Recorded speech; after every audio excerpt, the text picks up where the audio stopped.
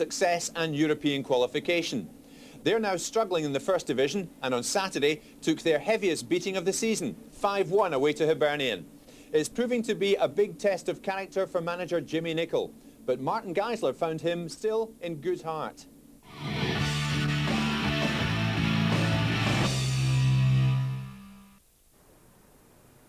A photograph hangs inside Starks Park, just outside the home dressing room in fact, showing Raith Rovers' finest hour.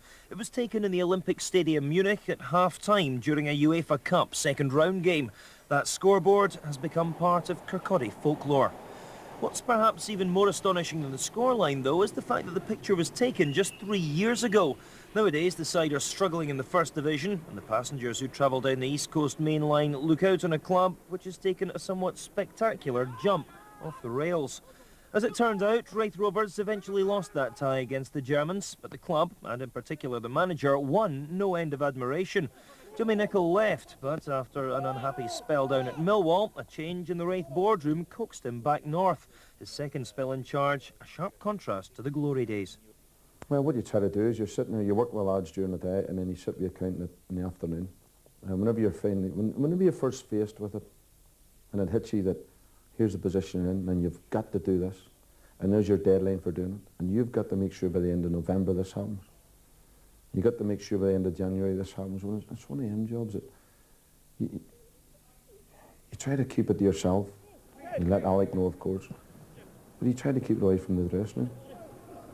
And you can do that all right, providing the morale's good and the spirits are up. And it'll be a lot easier to do it if we're higher up the league, I know that. But with the position we're in as well, second, third, bottom at the time. So it's how you face up to that. It's what you do in that situation, how you react to that. And yeah, you take a moody and you go in a huff, you turn and say, well, you're destroying this team or destroying this club or what you're doing, or you do what's best for the club. And at this particular moment, we have to do what we have to do, you know, so we'll have to sell somebody else, we've got to do it. But at the end of the day, if we come through this, the ability and what's coming, the players, if we get through this here, and the young players that are coming through, this club will be in a great foot and a great standing if we can just get through this period. In fact, the writing was on the wall. As soon as Rovers failed to win promotion, it became clear the club simply hadn't prepared itself financially for a prolonged spell out of the top flight, and the pressure was on for Nicholl. Well, it depends how you react. The pressure, you know, yeah, there's crack up and get it. But I've cracked up before, I mean, there's no doubt about that. I mean, I've done that before, but I think if you've been kicked in the teeth over the last couple of years, like I have done, then it's how you react to that, you know, so. It's a place I love coming to work. It's a group of players I love working with, and it's a certainly group of young lads who you can see coming through the skill seekers. There's 17, 18 skill seekers. You can see them, just 10, 11, 12 of them on their second year. And you can see what's happening, just boiling underneath, great.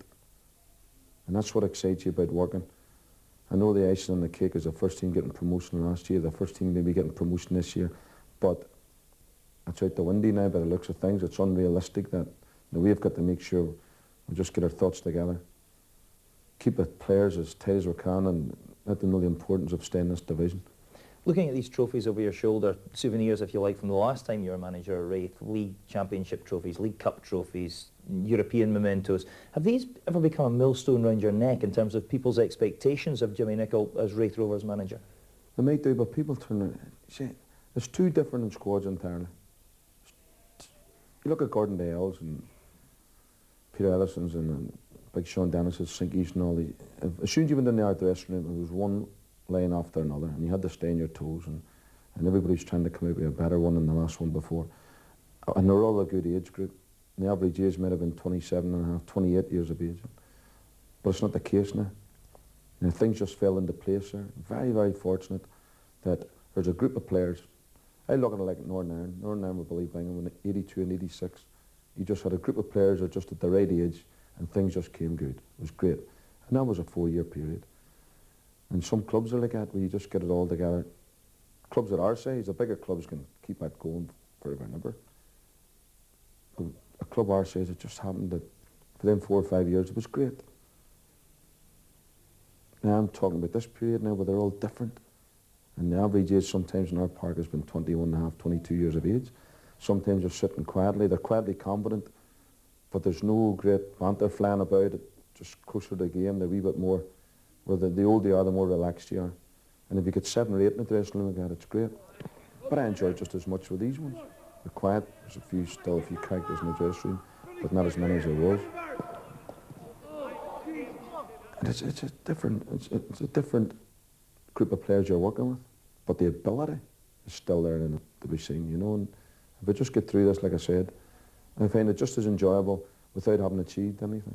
How difficult have the last few months been for you personally? It's only difficult in the sense, like I said before, you're working, you know, I love coming to this club and working with the set of players I've got. I've said that before. But what it definitely makes you realise is you've got to curb your ambitions. You know, like I just said to you before, I used to look at the fixtures, oh, we'll do this and we'll do that. You've got to curb your ambitions. And the hard thing for me to take is through the own fault as well, because of the league position we're in and decisions and maybe not, I don't know. But the thing that sticks in my throat is having to turn in and be satisfied with staying in the first division and finishing in as respectable position in the first division. It eats away at me because of what's happened in the past and the ambition we have. Has there ever been a time where you've been tempted just to wash your hands of the whole thing, turn your back and leave all the problems at Starks Park to somebody else? No, that's what I'm saying. You don't. I've been through worse than this. You know, I was down in England for a while, and that was good grounding for what's happening at the minute. You know, so like I said, the first setback I had in this side of the game was down at Millwall. You know, because things were great here before. You go down there, you get a wee setback. Now we're having another wee one at the minute. So because of the first experience down in England, it's how you handle it. You know, so. I'm very confident in the player's ability, which is the most important thing of getting us out of this position. I'm very confident in the future of this club.